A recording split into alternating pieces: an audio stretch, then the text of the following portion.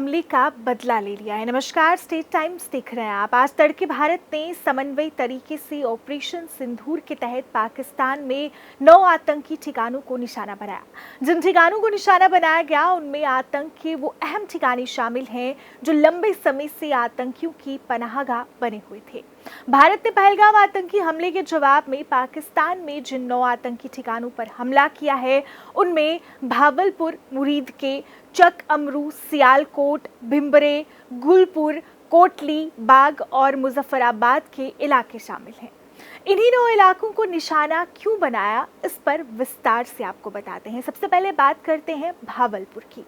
भावलपुर पाकिस्तान के दक्षिणी पंजाब का इलाका है। भारतीय हमले में भावलपुर मुख्य निशाना था।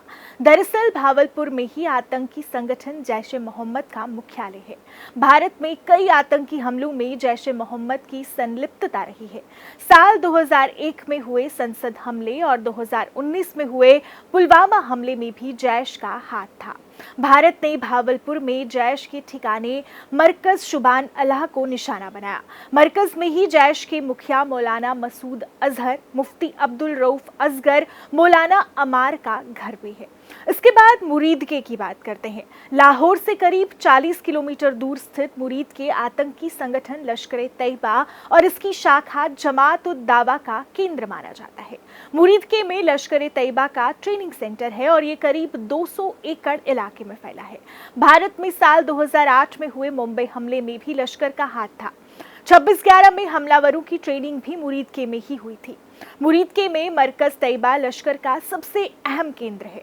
इसके अलावा लश्कर के नांगल, सहदान, शेखपुरा में भी लश्कर के ठिकाने हैं। मीडिया रिपोर्ट्स के अनुसार साल 2000 में मुरीद के में मरकज तैयबा के निर्माण के लिए खूंखार आतंकी ओसामा बिन लादेन ने 1 करोड़ रुपए की मदद की थी। मरकज तैयबा में मस्जिद और एक गेट हाउस भी है। मुंबई हमले में पकड़े गए आतंकी अजमल कसाब की ट्रेनिंग भी मरकज तैयबा में ही हुई थी। इसके अलावा डेविड कॉलमेन हेडली और फिलहाल भारत की गिरफ्त में मौजूद तहव्वुर हुसैन राणा ने भी मुरीद के का दौरा किया था। हाफिज सईद, जकीउर रहमान लखवी के घर भी मरकज तैयबा में ही मौजूद बताए जाते हैं। इसके बाद बात करते हैं कोटली की। कोटली पाकिस्तान अधिकृत कश्मीर का इलाका है। भारत का दावा है कि आत्मघाती हमलावरों और उग्रवादियों का प्रशिक्षण केंद्र है। मीडिया रिपोर्ट्स के अनुसार कोटली में एक बार में 50 से ज्यादा आतंकियों को प्रशिक्षण दिया जा सकता है। उसके बाद गुलपुर, जम्मू कश्मीर में आतंकियों का लॉन्च पैड गुलपुर को ही माना जाता है। खासकर राजौरी और पुंछ इलाकों में होने वाली आतंकी घुसपैठ गुलपुर से होती है। भारतीय सुरक्षा बलों के काफिले पर हमलों को अंजाम देने के लिए अक्सर इस ठिकाने का इस्तेमाल किया जाता है।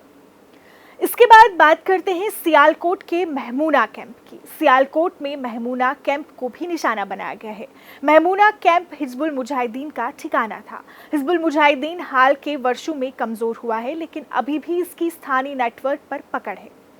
उसके बाद सवाई की बात करते हैं। पाकिस्तान अधिकृत कश्मीर में टंगधार सेक्टर में सवाई इलाके में लश्कर तैयबा का कैंप है। साल 2024 में गांदरबल, गुलमर्ग और अब पहलगाम के आतंकी हमले की योजना भी सवाई में ही बनाई गई थी। उसके बाद सरजाल और बरनाला का इलाका है। अंतर्राष्ट्रीय सीमा पर मौजूद ये इलाके भी कश्मीर में आतंकी घुसपैठ के लॉन्च पैड माने जाते हैं। तो इन सभी इलाकों को भारतीय सेना ने टारगेट किया और इनका भारी नुकसान हुआ है। आप इसे कैसे देखते हैं, जरूर बताइए और ताज़ा अपडेट्स के लिए जुड़े रहिए, देखते रहिए स्टेट टाइम्स। मुझे दीजिए इजाजत, नमस्कार।